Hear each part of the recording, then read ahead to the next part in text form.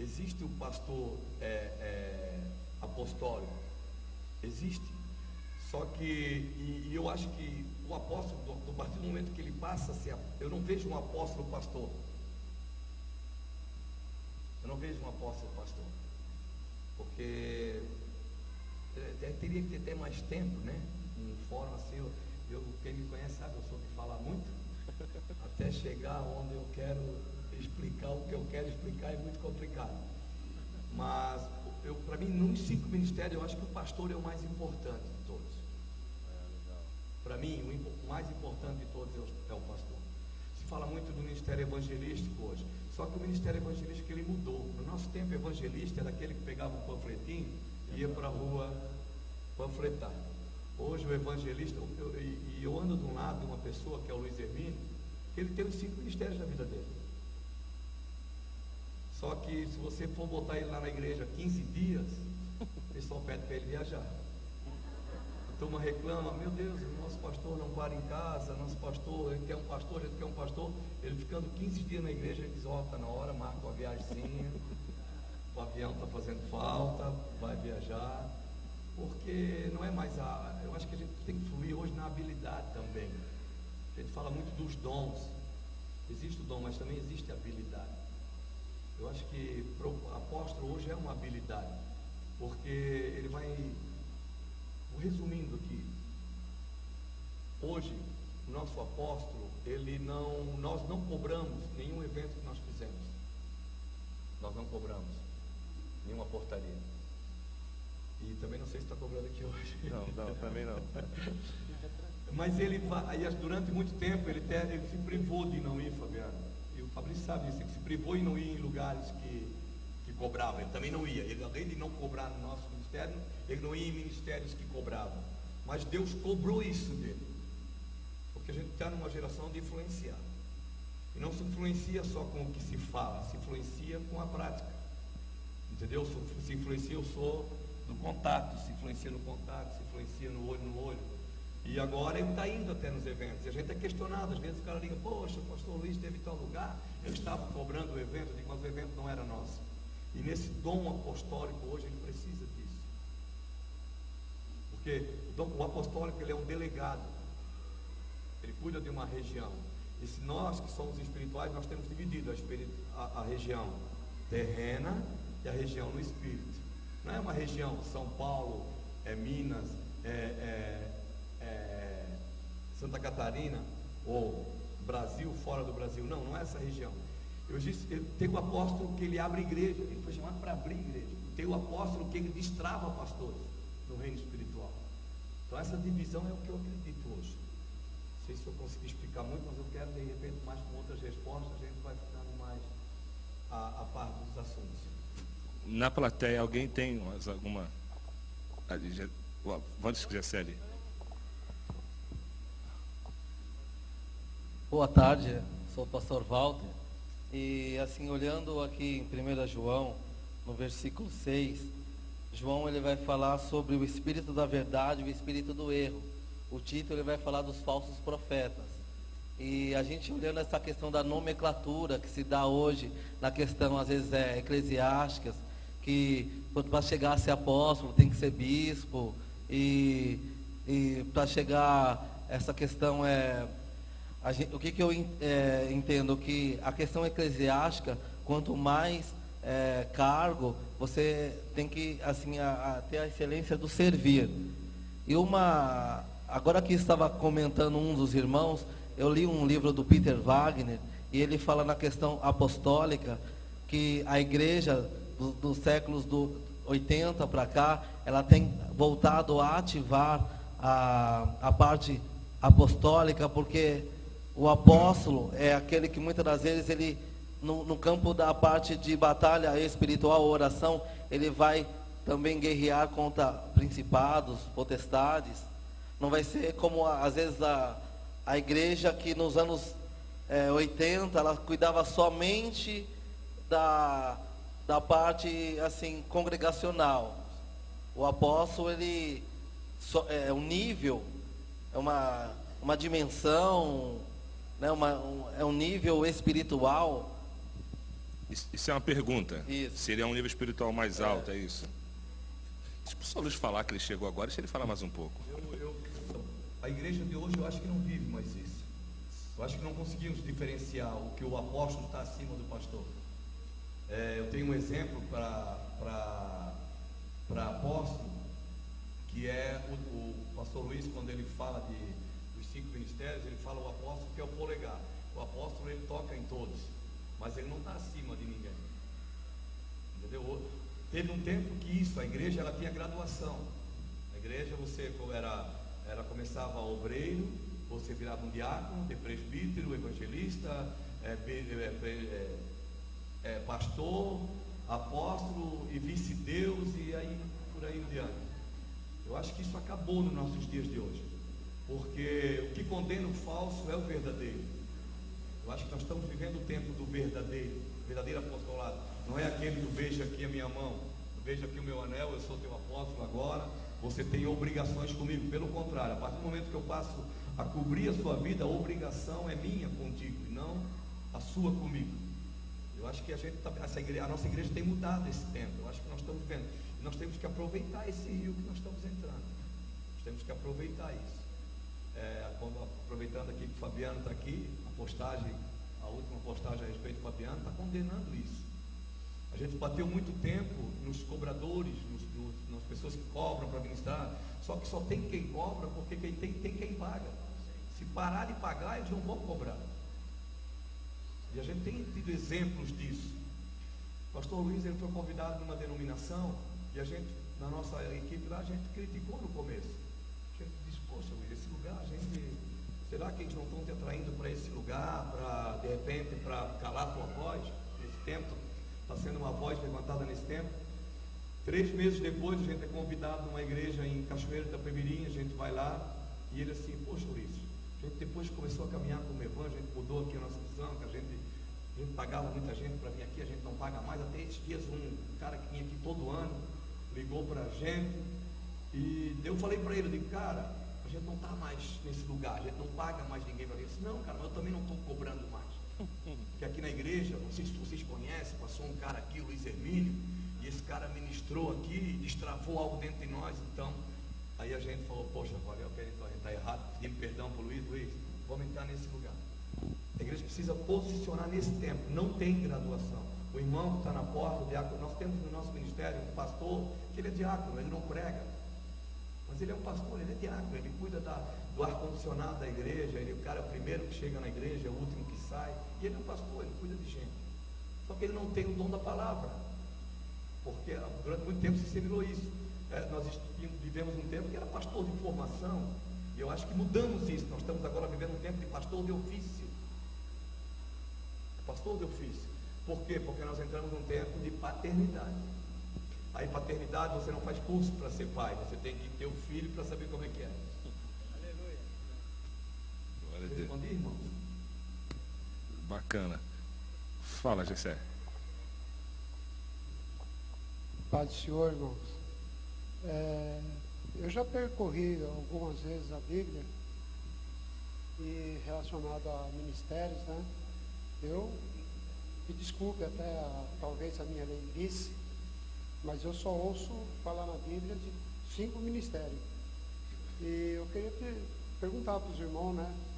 Aonde que a Bíblia fala de ministério de louvor, ministério de dança e etc e tal? Eu não ouvi nunca isso na Bíblia. A Bíblia é bem enfática, né? Ela diz que para não tirar e nem acrescentar. Ok. Amém? Quem fala dos 4?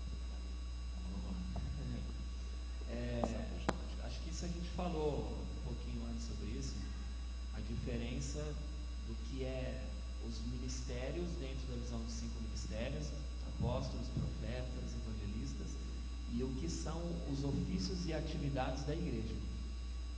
Aí mais uma vez a gente cai na interpretação de nomenclatura, né? Então você chama de ministério, o Temer também tem os ministérios dele, né? Ele tem o ministro da Fazenda, o ministro da Educação, são nomenclaturas. Então a nossa responsabilidade, independente da nomenclatura que se esteja usando, Se você tem uma equipe dentro da igreja que ela está coordenando a parte da adoração, você chamar ela de ministério de louvor não é um erro. Quando você tem uma equipe dentro da igreja que está coordenando a diaconia da igreja, você chamar de um ministério de diaconia não é um erro, é uma nomenclatura, mas é distinto dos 5 ministérios. Os 5 ministérios, eles estão incluídos nas atividades da igreja. Amém? Então, onde que está na Bíblia? Irmãos, a gente precisa entender uma coisa. Se você for seguir, se o que você for fazer tiver que estar escrito na Bíblia com aquelas palavras, então a gente volta lá para o judaísmo e vamos viver lá atrás de novo. Porque o judaísmo que está escrito na Bíblia, né? Então a gente precisa entender o que está acontecendo, de que forma a igreja se move, e a nomenclatura em si não diz respeito a quem você é, né? Então você nunca vai ser o apóstolo, você sempre vai ser o José, a Maria, o João. O apostolado é o seu encargo ministerial, amém? Não é o seu nome, não faz parte do seu título de identidade.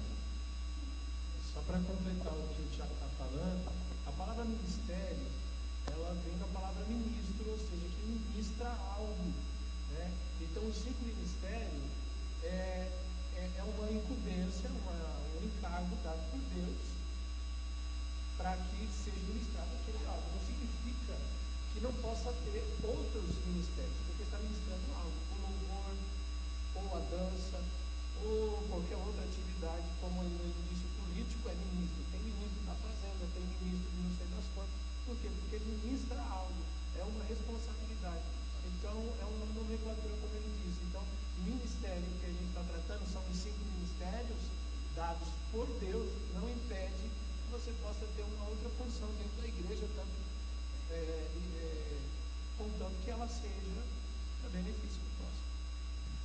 Só para completar também, a nível de função também, de repente a pergunta pode ser a nível de função também, porque na Bíblia não fala que existe o ministério de dança, que existe dança na igreja, ou que exista, só que Deus ele não muda.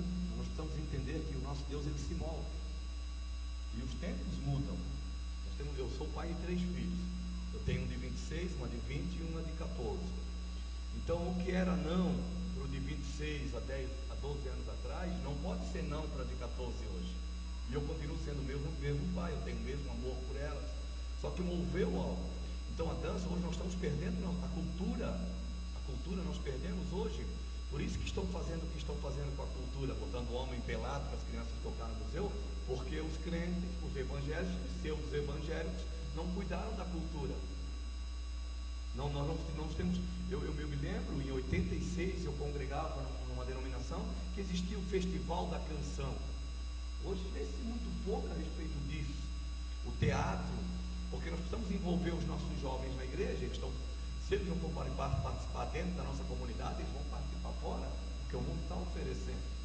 Então, a nível disso também, ministro, eu também creio nisso. Nós temos até os líderes de ministério, nós são todos pastores. Por isso, ministros que ministram sobre pessoas, ministram o quê? Ministram os dons de Deus, ministram os ensinamentos da vida, ministram os ensinamentos da Bíblia, ministram os ensinamentos de ser pai, de ser mãe, de ser filho. É o que a gente faz. E a questão é essa: a igreja ela retrocedeu muito. Há 20 anos atrás, bateria no altar era do demônio. Então, foi se dando tudo para o diabo. Televisão era do diabo, e hoje tem coisas na televisão mesmo que não dá para assistir. Eu não creio que o diabo teria condições de criar algo tão extraordinário quanto uma televisão, uma ferramenta tão extraordinária. Nós vivemos lá no litoral, a praia, e na praia era do diabo. Eu não creio que o diabo tem poder para fazer uma coisa tão linda quanto uma praia. Só que hoje tem praias que você não consegue ir mesmo, porque o diabo ele tomou conta, entregaram para ele. E estão fazendo a mesma coisa por muito tempo. Fizeram isso com a arte dentro das igrejas, que corresponde ao ministério de música, ao ministério de louvor, ao ministério de adoração, porque ministério de música e louvor, eu até acho que precisava ser um pouco diferente, né? A gente investe um pouco na música em si, na igreja. A maioria dos nossos ministros de louvor são talentos, são dons extraordinários do Senhor. Não é hoje a gente deveria, de repente, olhar melhor para isso também. E a dança também. Eu tenho uma menina, uma filha de 14 anos, que quando ela foi curada com 3 anos de idade de uma alergia, ministrando uma dança na sala. E ela é ministra de dança até hoje. Minha filha é ministra de dança. E é tremendo, assim, quando o clima lá em casa não está legal, ela vai lá, ela já entende, ela bota o sonzinho dela, bota a saia voltada e muda o ambiente da casa. Acho que esse é um pouco da nomenclatura, né? Talvez fosse grupo de dança, ou grupo de louvor, as pessoas não teriam tanta implicância, né? Mas quando fala ministério, a pessoa, mas não está na Bíblia. Mas se falasse talvez de grupo de dança, grupo de louvor. Bom, legal. Gessé, vai, meu filho. Graça e paz a todos. A gente vai mudar o assunto depois, tá? Que está chegando perguntas sobre ação social. Então você vai falar sobre 5 ministérios ainda, não é isso? Aí depois a gente vai mudar o assunto, ok? Sobre a questão de louvor e tal, na nossa comunidade lá em Osasco, para ficar mais fácil para o público que entra e tal, até por conta que a gente também trabalha nos 5 ministérios, nós demos a nomenclatura de departamentos. Então, no caso, na nossa igreja tem o departamento de arte, que entra o louvor, a dança, a pintura, né, a profética, enfim. E no caso o departamento das crianças, que entra a escolinha, tem o departamento diaconal, que é os irmãos que limpam o banheiro, que limpam o jardim da igreja, enfim, cada um tem o seu departamento no caso. E aí a gente tenta colocar esses departamentos debaixo de cada ministério. A gente, por exemplo, identificou, por exemplo, que o departamento de música ele pode se encaixar no profético. Então vamos dizer que ele está debaixo meio que do profético, do evangelístico. Quando nós vamos fazer um outside, vamos ministrar na comunidade lá no Jardim Veloso, que é em Osasco, vamos ministrar no São Vítor, enfim, qualquer lugar, e ali ele está debaixo do ministério evangelístico. E aí também entra a parte de intercessão, ele também está debaixo o departamento de intercessão, que está debaixo do profético. A gente deu essa organizada dentro da igreja. Isso não se faz regra para todas as igrejas. Isso daí é uma coisa da nossa comunidade que nós da liderança da igreja decidimos para ficar mais fácil. E quando o novo convertido entrar, fica mais fácil para ele entender também os 5 ministérios. Amém? Bacana. Eu conheço uma igreja. Pode. Acerca do que o irmão Gessé falou ali. Não, irmão Gessé é o. Tá, entrevistador. Então, desculpa, Beto. Legal, ele só usou uma nomenclatura diferente para distribuir a organização, tranquilo, né? Cada comunidade tem a sua maneira ali. Mas a ressalva que eu queria fazer é sobre a questão de departamentar a comunidade. Né? Ao mesmo tempo que ela organiza, e isso é muito bom, eu creio que não tem como a gente não ter, de uma certa forma, a nossa organização. Um grande cuidado nós temos isso, podemos departamentar sim, mas com mente coletiva.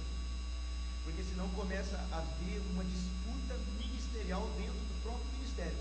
Aí o departamento de homens vai fazer um evento. Aí o departamento de evangelismo vai fazer um evento no mesmo dia e os dois vão querer contribuição e aquela coisa. Então, a mente coletiva, ela vai proteger a organização do departamento. Vou dar um exemplo que aconteceu com a gente lá. Nós temos um departamento que chama Bússola, né? Que é um trabalho de teatros evangelísticos. E eles estavam fazendo uma lavagem de carros, levantando recursos, né, para que pudesse comprar os materiais do ministério, do departamento. Mas a gente entendeu, a igreja, a comunidade como um todo, entendeu que aquele recurso que eles trabalharam duro para poder levantar para aquele departamento em específico, nós entendemos que a gente precisava daquele recurso para arrumar a questão do som da comunidade. E aí o que eles fizeram?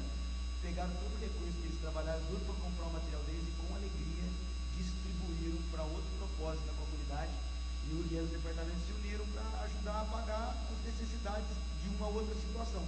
Eu estou falando no âmbito de recursos, né? Porque todo departamento ele vai exigir recursos, dinheiro. E uma coisa até que o Ulisses nos falou uma vez, sentado na mesa do café. Às vezes a gente vai levantar uma oferta missionária, né? Nós buscamos a comunidade missionária, mas nós temos que ter até a consciência coletiva nesse aspecto. A gente sabe que às vezes aquele irmão que vai dar uma oferta para a viagem missionária, ele não vai dar no domingo depois do culto, né? E isso pode... Agora, quando a gente tem uma mente coletiva, os departamentos funcionam, né? Porque assim, a tendência de organizar a comunidade, ela é boa, né, para organizar, legal, mas ela pode ser muito perigosa. Porque eu conheço ministérios que, ao invés de organizar, empresariam. Não confundam o ambiente organizado com o ambiente empresariado. E às vezes o excesso de organização pode roubar de você a atualização. Porque a gente começa a sistematizar demais, né? Então eu estou trazendo aqui, não tem nada a ver com o que o Beto falou, não. Só estou, né, evoluindo a conversa aqui. Eu acho muito bom organizar, mas nós não podemos perder o termômetro do movimento de Deus, como o Ulisses falou, que Deus se move. De repente Deus fala, vamos parar com isso aqui porque eu quero um outro movimento. Então nós temos que ter essa sensibilidade, senão nós vamos virar mais um método. Amém? E para mim o maior método de crescimento da igreja é 1 Coríntios 3,6. Paulo plantou, Apolo regou, mas quem deu o crescimento foi Deus. Nós vamos entender essa maneira de nos mantermos proféticos e sensíveis ao movimento de Deus, mesmo no meio das nossas organizações. Legal, organizar sem se engessar. Legal, bacana isso. Pessoal, a gente vai mudar o assunto agora, ok? Ou vocês têm alguém tem mais dúvida ainda? Legal, podemos... Ok, glória a Deus. A gente vai entrar no assunto ação social. Alguns chamam de missões urbanas, outros de ações sociais. Qual a igreja aqui, qual o pastor que pratica esse tipo de ação de rua ainda? Tem alguém que já faz na sua igreja, que quer fazer, que está planejando aí? Eu vi que tem uma galera de Osasco aí, rapaz. A gente tem que se unir, hein? Tem um rapazinho do São Vitor aí que acabou de falar agora. Eu sou ali do Dabril, cara. Eu sou ali do lado de vocês. Tem que orar pelo São Vitor. Esse dia balearam 8 lá, né? Meu Deus, tem que orar por aquele lugar. Queridos, então a gente vai entrar nesse assunto de ação social. Amém? E, bom, eu vou pedir para quem... Pode ser você? Pode ser isso? Pode ser você? Abre esse assunto para a gente, pastor, sobre ação social. E aí a gente vai desenrolando aqui. Modéstia à parte, a gente tem muita autoridade para falar disso. Minha filha, ela está no 8º semestre de assistência de serviço social na Universidade Federal em Santa Catarina. Uma menina de 20 anos que sai todos os dias, 4h30 da manhã de casa, volta às 2h30, faz um estágio até 6h30 da tarde para fazer serviço social. Muita gente, quando ela foi optar pelo curso, disseram, tu é louca, tanta coisa para fazer. A menina, ela entrou na universidade de 15 para 16 anos. Mas só porque a gente viveu isso. A palavra que nós temos para o Ministério meu, quando abriu a palavra do Mevan, ela é a respeito de... Porque eu não creio que a assistência social é um departamento ou um ministério dentro da igreja. Ela é a função e o dever da igreja.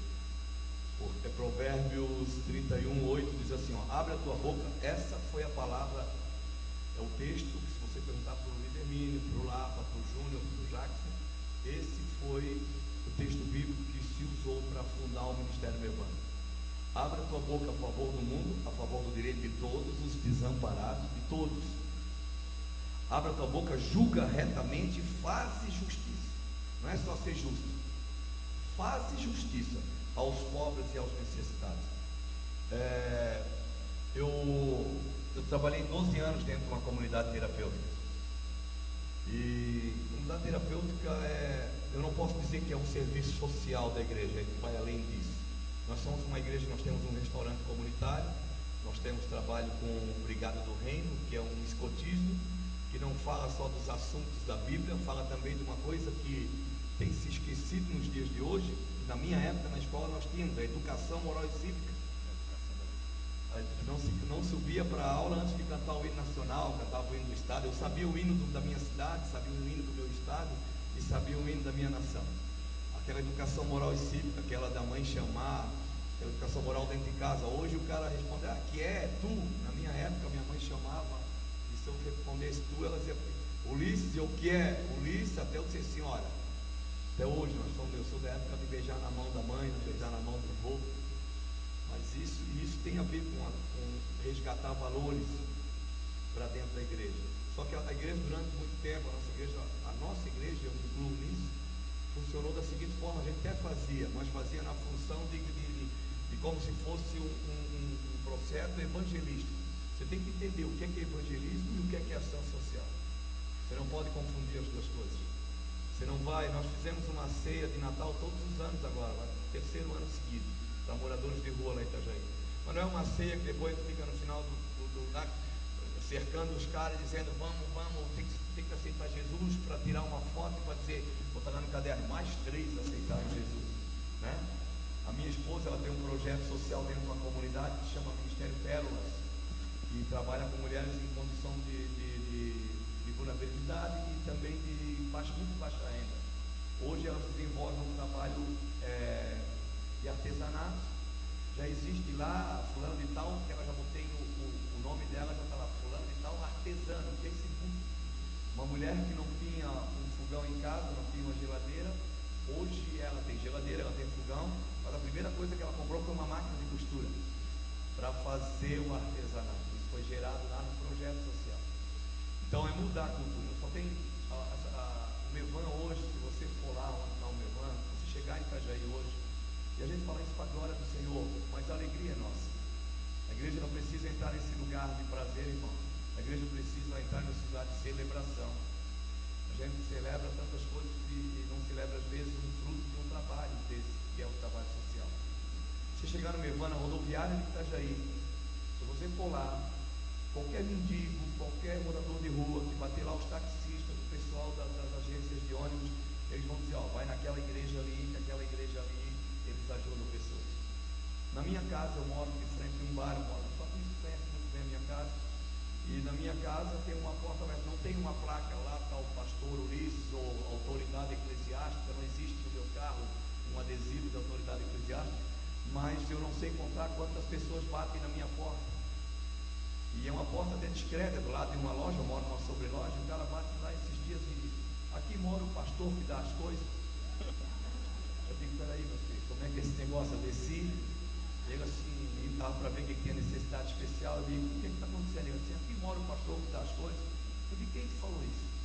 Na frente da minha casa tem uma mototáxi, 24 horas. Eu nunca entrei naquele mototáxi. Eu nunca conversei com esses meninos, eu nunca falei para eles que era pastor. Eu falei, quem é que falou? Ele disse, nós fomos ali, eu fui ali pedir café, e eles disseram para bater aqui, que aqui mora o pastor que dá as coisas. Isso não está ligado à religião, irmãos. Isso está ligado à obrigação e dever, não. Mas sabe o que é que a gente faz? A gente acha que a gente só quer fazer a justiça.